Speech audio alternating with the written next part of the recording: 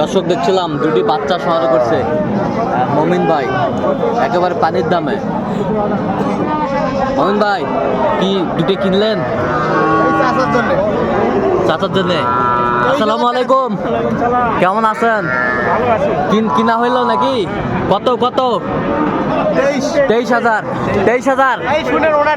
23,000? ঠিক আছে তো, ঠিক আছে, কোলায় নেওয়া যাবে। 23,000।